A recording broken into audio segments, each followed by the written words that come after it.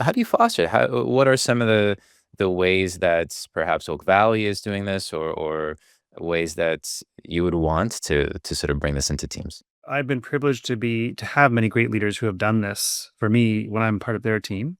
And it's a combination of things. It's from having things like multitudes of different kinds of personality assessments or type tests that sometimes just give insight to what's the makeup of the team, who's more the strategist, who's more the pensive thinker, who's going to talk first, who's going to talk last, to sometimes they're just fun. Like, where do you get your energy from and where do you not? And just knowing that a little bit about the team, it creates a bit of a baseline.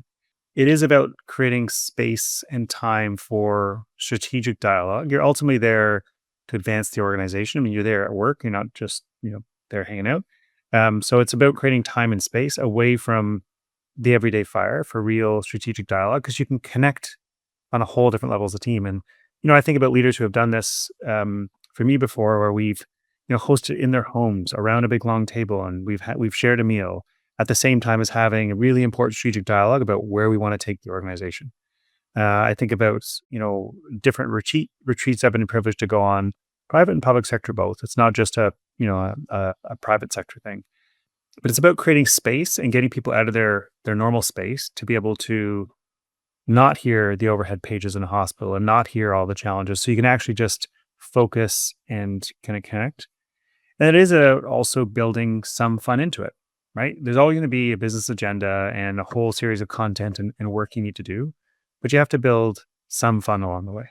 And there's lots of ways to do that. There's lots of different, tons of organizations out there who help you as a leadership team figure out the fun in your team building and connection as well. So I think it's just being conscious about it.